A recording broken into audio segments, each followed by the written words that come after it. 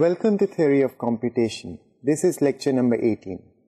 In the last lecture, we talked about Gödel's theorem. As I told you, Gödel's theorem is an extremely important theorem in foundations of mathematics. It is brilliant. What it says is that if we look at axiomatic number theory and we look at all the statements that we can make in it using for all there exist and Boolean connective, and if that language has multiplication and addition in it, and you can make sentences, then there would be at least one sentence which would be true, but you would not be able to prove it. Well, we also saw a specific example of a sentence which was not provable. Then we also proved that we cannot decide whether a statement is true or false in number theory using a Turing machine. In other words, there is no algorithm or Turing machine that you can have which will take as input a statement in number theory and tell you whether it is true or not. All these theorems are extremely important. I told you about Hilbert's program. Let's think about Hilbert's program and see why the Hilbert program was extremely important and how Gödel's theorem had huge impact on Hilbert's program. Hilbert wanted to formalize all of mathematics. So he wanted that all mathematical statements should be written in a formal language. Why would he want all of mathematics to be so formal? The reason for that was, in mathematics, when we make a statement, we want to be sure that every mathematician interprets that statement precisely in one way, that no two mathematicians disagree on what a mathematical statement says. So, for example, when I talk about prime numbers, all mathematicians of the world think of the same thing. The notion of prime numbers in some sense is absolute to mathematicians. It has one precise definition. And of course, it has one precise meaning because we have given one precise meaning to integers and multiplications. Therefore, all of mathematics should be like this. This is what Hilbert argued, that all mathematics should be formalized. So this was a very important requirement in Hilbert's program. And of course, it's extremely reasonable to say that we must make statements which are clear, that statements do not have any ambiguity, that when a mathematician proves a theorem, then everyone should interpret that theorem exactly in one way. The second thing that Hilbert wanted was that we should prove that mathematics is consistent. What that means is that when we have a mathematical proof, the conclusion of the proof can only be true. What this means is that using mathematical logic and other tools of mathematics, we should not be able to prove absurdities. So Hilbert wanted mathematics to be consistent, and he wanted a proof of consistency of all of mathematics. This is extremely important because what we want to do is have faith in the process with which we do mathematics. So if mathematics were inconsistent, then any statement that was proved by a mathematician may be true or may not be true, and that would be extremely useless for us to have proofs of mathematical statements if mathematics itself is inconsistent. Hilbert argued that consistency is a major requirement that we must prove about mathematics. Another thing he wanted was completeness. What is completeness? Completeness is that if there is a mathematical statement, it is either true or false, so we should be able to prove or eventually conclude that mathematical statements are either true or false. So given every statement, whether it's true or not, there should be a proof of it. And Hilbert said that we should prove that mathematics is complete in the sense that all true mathematical statements can be proven. This way, if somebody hands us a statement, we would either be able to find a proof of that statement, or we would be able to find a proof of its negation. So we'll be able to conclude whether the statement is true or false. This was the requirement of completeness. The last thing he wanted was decidability. If you think about decidability, decidability is a very interesting concept. If all of mathematics were decidable, then all mathematicians could follow one algorithm. There would be one universal algorithm that would be able to decide the truth or falsehood of a mathematical statement. If mathematics were decidable, there would be one simple algorithm which you could follow, and you would be able to prove any theorem you wanted.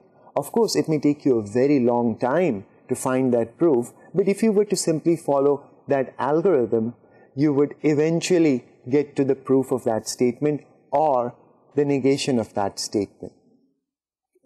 However, Gödel came along and Gödel showed that there is a statement in number theory that you can write in number theory which has no proof. Thus, there was at least one statement which was true but not provable. This means that if we look at the system, the number theory, which we call Peano axioms, and we look at all true statements that come from them, then those in that system there is at least one statement which is true but not provable. We can think about this whole idea in another way. Think of all possible statements, and since these are statements, they are either true or they are false. So, in some sense, the truth and falsehood of a statement is always determined by the statement. And think about all provable statements as truths that we can actually verify, we can give a proof of that, or truths which we can reach. And what Gödel was saying is that in this system there is one truth which this system itself cannot reach or we cannot prove. Gödel's theorem had a huge impact on Hilbert's program. Hilbert's program had to be abandoned. Since number theory itself is a system which is consistent but not complete, therefore there was no chance of proving that all of mathematics is consistent and complete. You may ask one question which is very interesting. The question that we took one statement that was the statement given by Gödel, which we then showed was true, and then we said that it was not provable. So when we showed that statement was true, didn't we actually construct a proof that the statement is true? So there's something fishy. If we were able to prove that the statement is true, how could we be saying that the statement is not provable? But you see, the subtle point here is that our proof of the truth of that statement was not a proof that could be written in number theory, that could be written in the language of number theory. We had to come out of that and then prove that this statement is not provable. So when I say that this statement is not provable, we have a model, we have a language in mind. And what we are saying is that this statement is not provable in this model or in this language. Of course, if we change our model and move further, we can prove that statement is true. So why don't we zoom out and come up with another system and start proving statements in that? Well, Gödel showed that any system that was powerful enough to express number theory would be doomed. There would always be a Gödel statement which we will be able to prove, but which we will be able to say that it's true, but it would not be provable in that system. Thus, Hilbert's program was hopeless. Actually, before Gödel's theorem, one of the great philosophers and mathematicians, Bertrand Russell, along with Whitehead, tried to actually prove or go for completing Hilbert's program. They wrote a very interesting and large book, which is called the Principia Mathematica.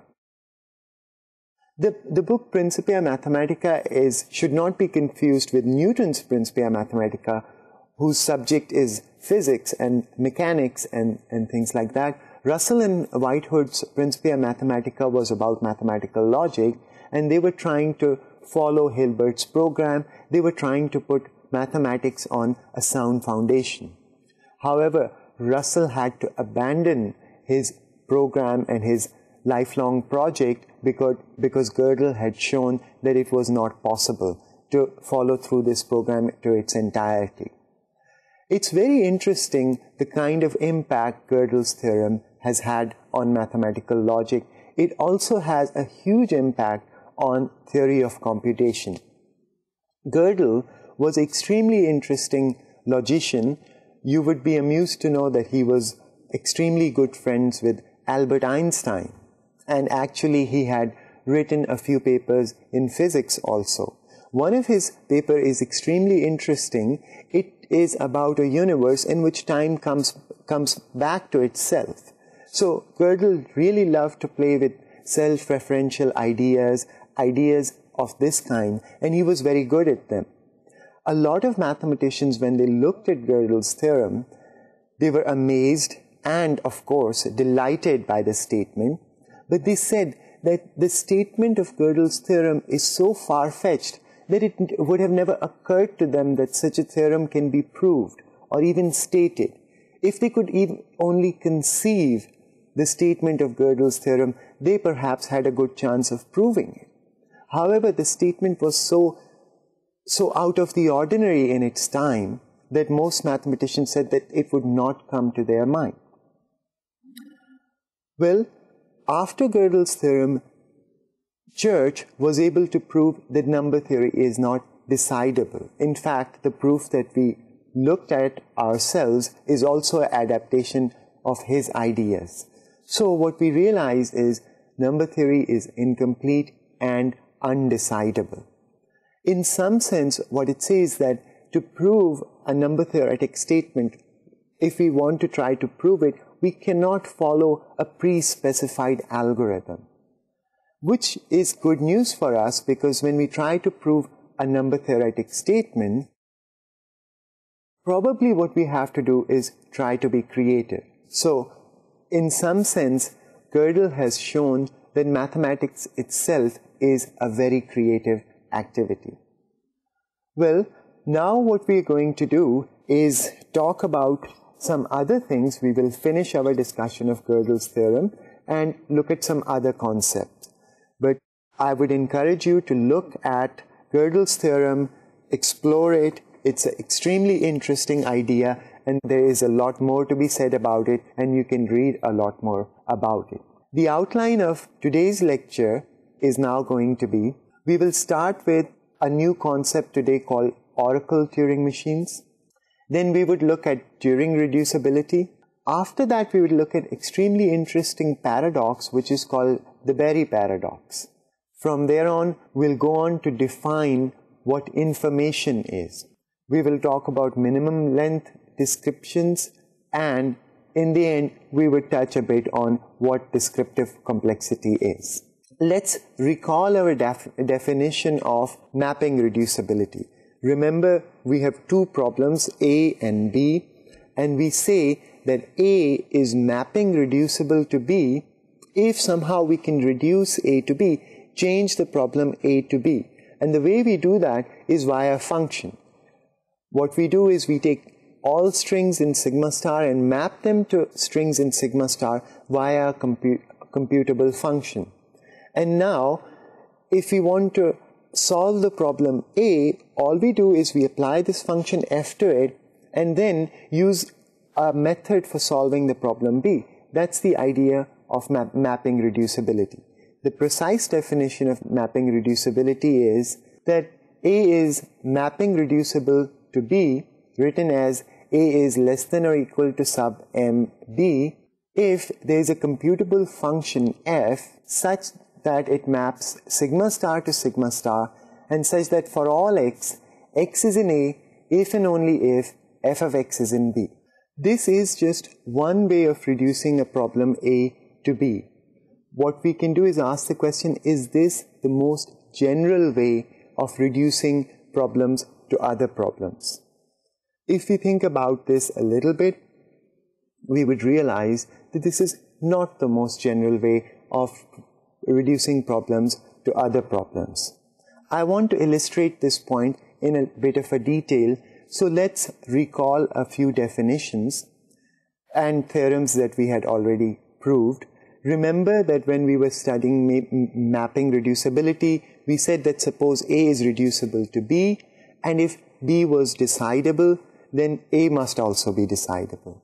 Similarly, we said that if A is reducible to B, and if B is Turing recognizable, then A was also Turing recognizable. We actually use these theorems a lot in order to prove that not just the halting problem, but a lot of other problems are undecidable. Usually, we were using these theorems in their contrapositive form. So, what we were saying is, suppose A is undecidable and A reduces to B, then B must also be undecidable. Similarly, we were saying that if A is not Turing recognizable and A reduces to B, then B must not be Turing recognizable also. Let's have a look at the formal statement of this theorem. Recall that we proved that if A is reducible to B and if B is decidable, then A is decidable. And if A is reducible to B and if B is Turing recognizable, then A must be Turing recognizable. Well, then we studied the halting problem, ATM. Recall ATM, the most important problem that we have been studying in this course. ATM is the set of all encodings of M, W such that M accepts W. What we know about ATM and what we proved was that ATM is Turing recognizable, but it is not decidable. What can we do? From there, we can conclude that ATM complement is not mapping reducible to ATM. Let's see this. We know that ATM is Turing recognizable. We also know that ATM complement is not Turing recognizable. From this, we can conclude that ATM complement is not mapping reducible to ATM. Why is this that we can conclude that ATM complement is not Turing reducible to ATM? Well, ATM is Turing recognizable. So, if ATM complement were reducible to ATM, then ATM complement would be Turing recognizable, which would be a contradiction. Remember that ATM complement and ATM, only one of them can be Turing recognizable, because we have proved that if both of them are, if a set and its complement, both of them are Turing recognizable, then that set is decidable. Therefore, we know that ATM complement is not Turing recognizable. Thus, there is no way to reduce ATM complement to ATM. However, intuitively, think about a problem and its complement. Well, roughly they are the same problems. On this, in one problem, if you get an input, you are supposed to say yes if X is in the set and say no if X is not in the set. In the complement of the problem, if X is in the set, you're supposed to say no, and if X is not in the set, you are supposed to say yes. They are exactly the same problem. If someone solves a problem, they also know how to solve the complement.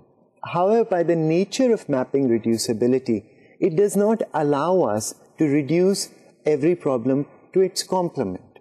Therefore, it seems that mapping reducibility is not the most general way of reducing a problem to another problem. What we will like to do is come up with a new method of reducing problems to other problems, and this method is going to be extremely general. It's going to be much more general than mapping reducibilities, and mapping reducibility is just going to be one sub-case of it. What we will do is, we will now describe what is called Turing reducibility. But before describing Turing reducibility, we must introduce a new concept, and that is the concept of oracles. To tell you what an oracle is, first question is, what are oracles? And the second question is, where does this word come from? Oracles are an extremely interesting concept in computer science, but let's see where the word oracles comes from. What is an oracle? Well, thousands of years ago, Greeks used to have temples, and these temples were there was a temple of Apollo, there was a temple of Zeus, and so on. And so for all the Greek gods, there used to be temples which were built in their honor. In these temples, there used to be priests, and some of these priests, you could go up to them, and perhaps after paying them or making them happy in some way, you could ask them any question you wanted. And these priests would reply to these questions. And these priests were called oracles. There was some sort of a idea that these people know a lot more than ordinary people knew. They could somehow miraculously find answers to questions which ordinary people could not find. A very famous oracle of this kind was in one temple, or it was called the Oracle, and the temple was a temple dedicated to Apollo in the city of Delphi. This oracle was very famous. People would spend a fortune going there, and they would actually give gifts and their entire money that they had to this oracle in order to find answers to things that they wanted. A particular instance was that a particular king in Greece, he had a small kingdom, and he was wondering if he should attack his neighboring kingdom. Well, if he were to attack the neighboring kingdom, he would either lose or win the war. So he thought it would be nice if he could go to the oracle and ask them what would happen if he were to attack his neighboring kingdom, if he were to win the war or if he were to lose the war. So he spent a lot of fortune, went to the oracle and gave them a lot of gifts and asked them whether he should attack. The oracle replied that if you attack, you would destroy a beautiful kingdom. So this king came back and attacked. Well, he lost the war. When he went back to the oracle and asked, well, why did you tell me to attack? The oracle said, we just said that if you attack, you were going to destroy a beautiful kingdom. And by attacking, you did destroy a beautiful kingdom. It just happened to be your own kingdom. So the oracle of Apollo at Delphi was notorious for giving extremely cryptic answers, extremely obtuse answers. So therefore, this word oracle comes from old Greece, where they had this belief that some people know a lot more than ordinary people and they have some miraculous powers. We are going to use this concept in computer science, of course, not to find answers to questions that we don't know of, but to study computability theory and to define Turing reducibility. In order to define this, we will first define what an oracle tape Turing machine is. An oracle for a language B is going to be an external device that solves the membership problem in B. An oracle tape Turing machine has a special tape on which queries are written, and the machine at any point in its computation writes a string W on the oracle tape and enters a special state Q question mark. If W is in B, then in the next state, the machine goes in the state QY. Otherwise, it enters the state Qn. So, you can think of an oracle tape Turing machine as an ordinary Turing machine, but it has an extra tape, a special tape which is called the oracle tape. The machine is using an oracle B. So whenever it wants to know whether a particular string X or W is in B, it writes that string on its oracle tape and then enters a very special state called Q question mark. And in the next step, it knows the answer. It miraculously knows the answer. So somehow this oracle device, we think of it as having a special status, and it solves the problem, the membership problem for B, for free or in one step and returns back the answer. So that is the concept of an oracle tape Turing machine. Let's have a look at the picture of an Oracle tape Turing machine. As you can see, in this Turing machine has an ordinary read-write tape on which you give it input and it performs the computation, but it also has an extra tape, which is the Oracle tape. And of course, this Turing machine has 3 extra states. These states are used to get answers from the Oracle. The machine writes W on its Oracle tape and enters the state Q question mark. If X is in B, then it ends up in state QY, otherwise it ends up in state QN. Thus, this Turing machine has access to some magical device which solves the membership problem for B for this Turing machine. Well, of course, we cannot make or build such magical devices. However, we can do theoretical studies of these things.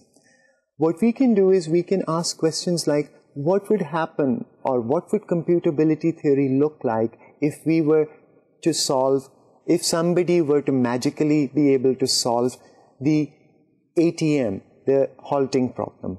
Would computability theory look extremely different, or would it look more or less like it looks now? So, if we want to study problems like this, what we can do is we can study Turing machines which have access to an oracle that solves the halting problem for them. So, the concept of oracles allows us to study computability theory relative to some other problems, relative to the problem B, which we assume it can be solved for free. We can think of an Oracle tape Turing machine as a Turing machine that has been given a subroutine which solves the problem B for it. So what you can do is you can think of a program which is running and it has been given a subroutine B, but it doesn't have any code for this subroutine B. Every time it enters, every time it calls this subroutine B, somehow miraculously it gets its answer back. Having an Oracle B is like having access to magical power that answers questions. Of course, this only answers questions about B. It can only give you the answer whether a string is in B or not. A Turing machine with Oracle B will be denoted by M superscript B. Let's look at an example of such a Turing machine. So what we will do is we'll describe a Turing machine that actually uses an oracle.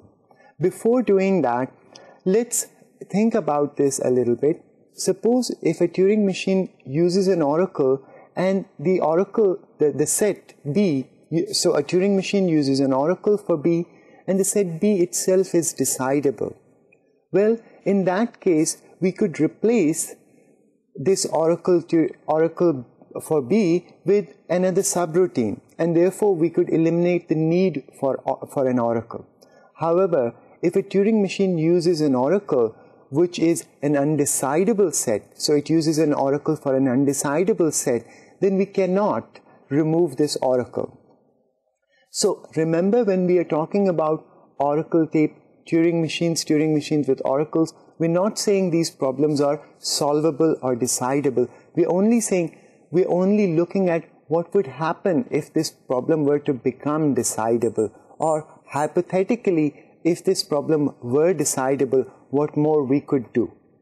Let's look at a concrete example now.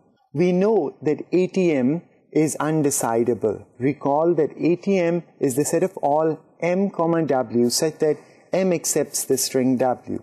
We also studied this other language which was undecidable, that was ETM. ETM was the set of all M such that the language of M is empty. Now we have two undecidable sets. So what we are going to do is we are going to ask the question, what would happen if ATM were used as an oracle? Can then we decide ETM? That's a very interesting question. What we are saying is, suppose aliens or some other magical power gives us a device which solves ATM, which solves the halting problem for Turing machines. Well, using this device as a subroutine, can we solve the emptiness problem for Turing machines? The answer to this question is yes. So what I will do is describe to you an Oracle tape Turing machine which uses the Oracle ATM and solves ETM for us. Let's have a look. We want to construct an Oracle tape TM, T superscript ATM. So remember that the superscript says that this Turing machine has access to an Oracle for that set. So T is going to have access to the Oracle for ATM, and this Turing machine will decide ETA. So we are asking the following question. If we assume someone can solve ATM, can we use that knowledge to solve ETM? So what we want to do is design a Turing machine which will have access to an Oracle and it will solve ETM for us. In order to do that, let's first have a look at another Turing machine which we would use. Suppose now that M is a Turing machine. Let's consider another Turing machine which we call N, and the description of this Turing machine is as follows. On input X, N uses dovetailing and it runs M on all possible strings. Remember dovetailing?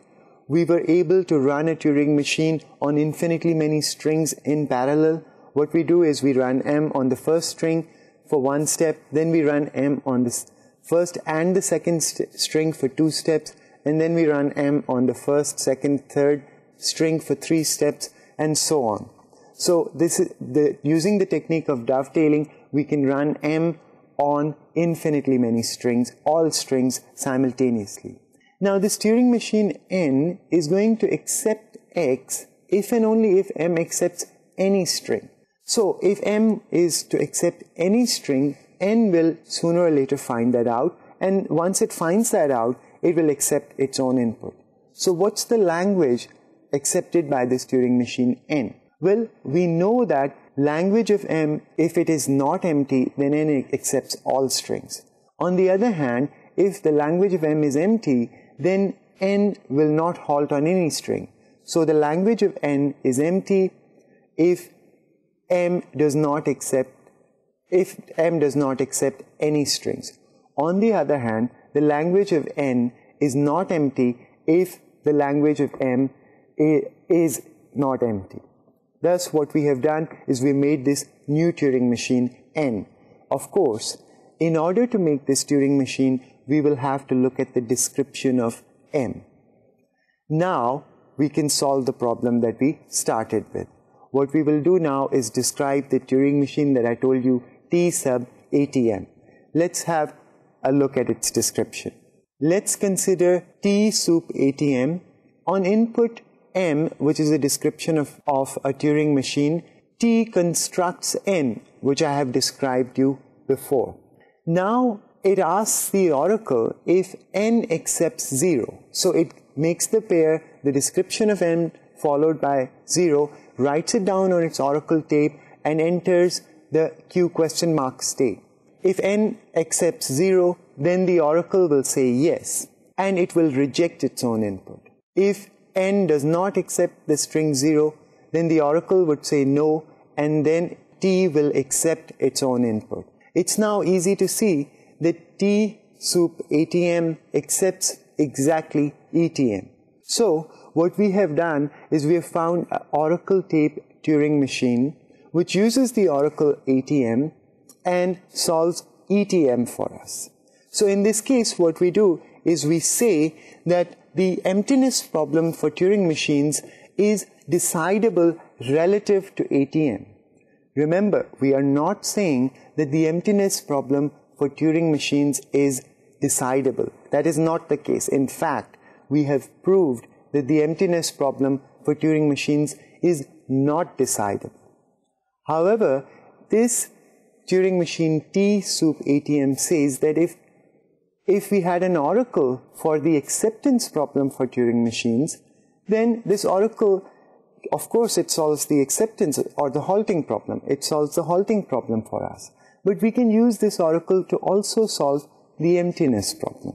Note that we do not have an algorithm for solving ETM. All we have shown is that if ATM could be solved, then we could solve ETM.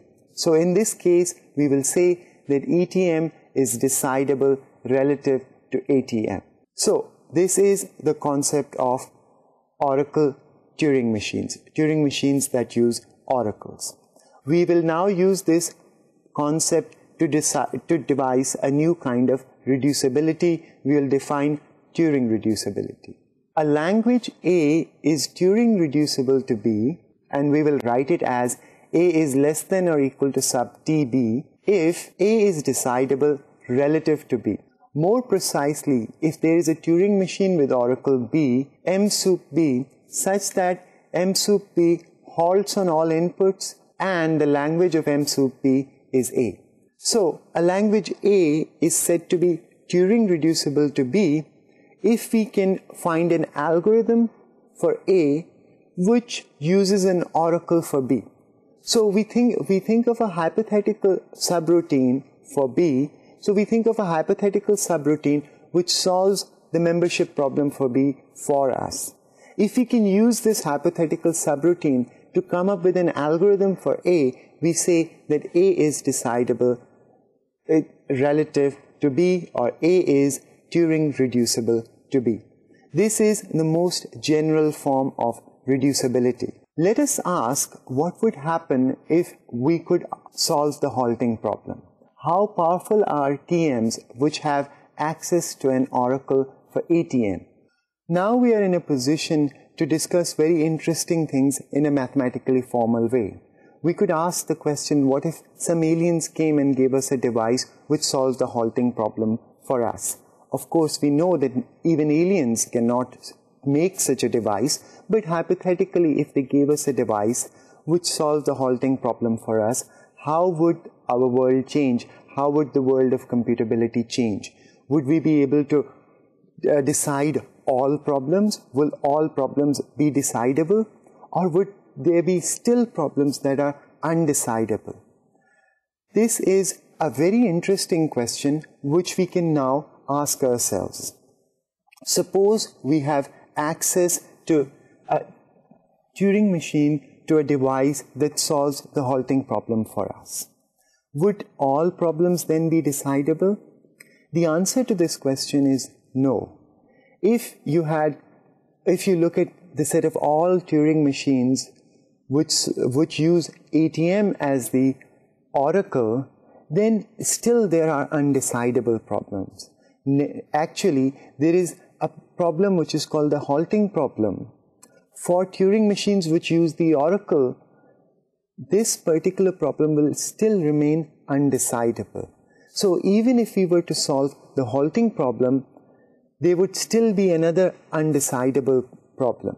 Well, what would happen if we were to take that undecidable problem and make it into an oracle? Well, the answer is still there would be more undecidable problems. Well, what if we were to take another undecidable question and make that into an oracle? Still we have undecidable questions. This is what I am describing to you roughly. It is what is called the arithmetic hierarchy. Studying the arithmetic hierarchy seems like a useless exercise. Once a problem is undecidable, we cannot make an algorithm for it. So, what practical use is it to actually study undecidable problems further? They are simply undecidable. However, to a theorist, this is extremely exciting.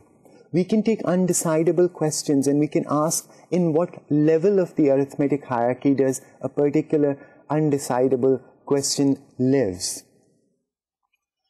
When we look at problems like this, we can actually rank undecidable problems. We can say that these two problems are both undecidable, but this one lives in the 7th rank of arithmetic hierarchy and the other lives in the 5th rank. So in some sense, the first problem is even harder than the second problem.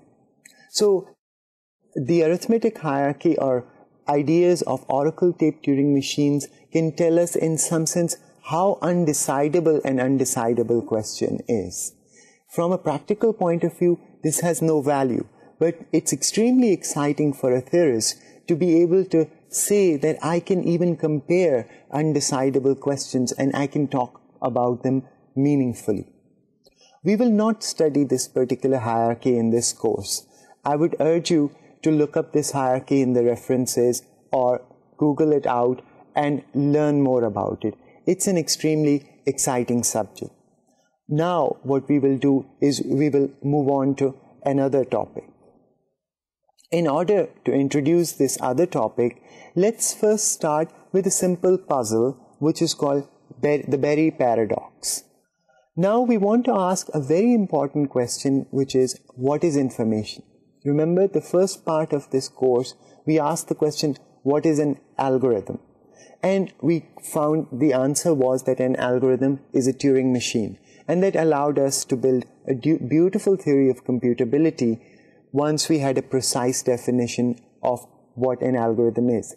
Similarly, if we ask a very basic question, what is information, we would be able to develop a beautiful theory. In order to do this, we will start with a simple puzzle, a paradox, which I told you is called Berry's paradox. Let's have a look at this paradox. The smallest positive integer that requires at least 20 words to describe. So this sentence is describing something. It is describing a positive integer. First thing to notice is that this sentence is describing something because there are infinitely many integers, hence we cannot describe all of them in less than 20 words. So there must be some integers which require more than 20 words to describe, and pick up the smallest one of them. So this sentence is describing a number. However, it is describing a number which requires at least 20 words to describe. Well, what Berry did was looked at this statement very carefully.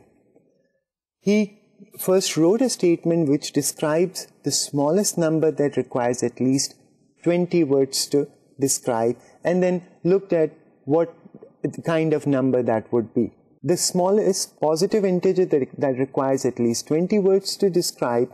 But if you carefully look at this sentence has only 12 words. This sentence is describing in 12 words a number that requires at least 20 words to describe, and this is a paradox. How can a sentence which is only 12 words describe a number which requires at least 20 words to describe? And this is a paradoxical situation, and Berry asked what the solution to this paradox is. The solution to this paradox is not very difficult. Actually, there is no paradox. When we realize the word describe does not have a precise meaning in English, we realize that the Berry paradox goes away. The problem here is we do not have a precise definition of the word describes. As soon as we try to give the word describes a precise mathematical definition, the Berry paradox vanishes. So what we are going to do is now give a precise definition of what it means to describe a number. Let's remember that we have been working with strings, and every string is a number. So let's look at sequences of zeros and ones. Let me show you two sequences of zeros and ones, and let's think about them for a moment. As you can see, the first sequence A, it has a lot of repetitions. In fact, A is just 1 0 1 0 1 0, and that is repeated many times. If you look at the other string B, that does not seem to have any pattern in it. It just seems to be that somebody has randomly written down 0 or 1, and we cannot find any pattern in it.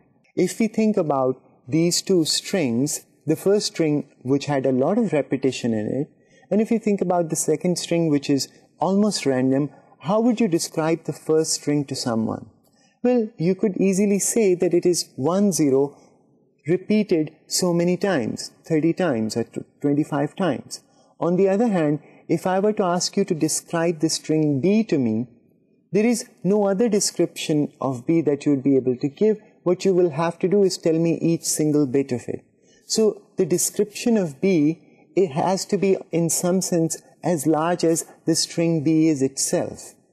On the other hand, the description of A is very small. You could say it's 1 0 repeated so many times. This is what the thing is. A has very little information and B has a lot of information. This is going to be our concept of information. If you write down a string, we can ask how much information does that string have. And we will say that a string has very little information if we could describe it by very few bits.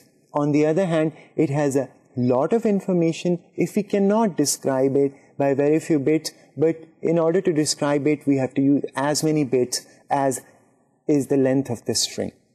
This is the concept of compressibility.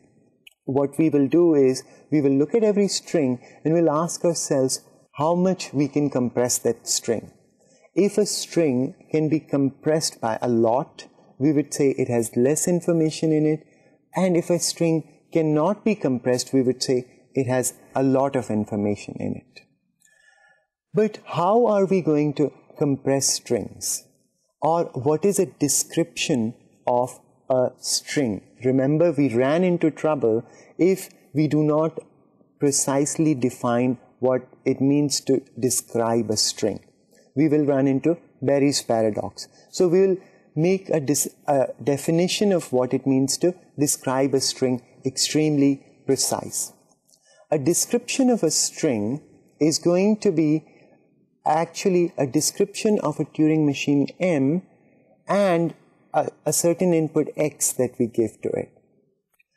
The property that this Turing machine M will have is when we run M on X, it will produce W. So what I'm saying is, in order to describe a string, what you can do is not describe that string, but give an algorithm which will produce that string. So the description of a string is an algorithm along with some auxiliary input, such that when we run that algorithm, we get the string as an output. This is going to be our precise definition of what a description of a string is. Well, we can ask a very interesting question. For example, suppose if I ask you to describe the number pi to someone. We all know, and we've read in elementary mathematics, that pi is a transcendental number. It's an irrational number. And so if we start writing down pi, it's 3.141592 and so on, the digits never repeat. So one way to describe the string, the infinite string, and now we are talking about infinite string of digits of pi, is to actually start writing them down. But this process will never end. So it may seem like the digits of pi contain infinite amount of information. On the other hand, that's not true. I can describe pi precisely to you by saying that it's the ratio of the circumference with the diameter of a circle. Well, that description, to really understand what pi is and what its digits are, is difficult. It's only understandable to mathematicians who know what a circle is, what circumference and diameter are, and who can then make formulas for pi and compute them themselves. I could do something else. What I could do is I could write down a program which, when you run, actually starts outputting the digits of pi. I know I can write such a program because I have learned many formulas, many infinite series which are equal to pi. So I could expand out those series and keep computing more and more digits of pi and output them. That algorithm which outputs all the digits of pi or continues to output the digits of pi is actually a description of the digits of this irrational number pi. And since that algorithm is finite, therefore I can say that the digits of pi only have finite amount of information. This concept is not just an abstract concept, but it is being used in computer science in everyday applications. These days, we program in Java. And what we do is, we download other people's programs and then run them. And those programs then produce data and we look at that data. So instead of transferring data, what we're doing is transferring descriptions of how to produce that data. And then, since those descriptions are much shorter, it's much more efficient to transfer them. So we have compressed information into the description of how to produce information. Thus, what I can do is I can FTP a program that computes the digits of pi, and that program is finite, and then once I have done that, I can claim that I have conveyed all the information that was in the digits of pi to the other person. Thus, using this notion, I can say that the digits of pi have finite information or finite descriptive complexity. In the next lecture, we'll explore this notion of how to describe strings using algorithms and what descriptive complexity is. Thank you and goodbye.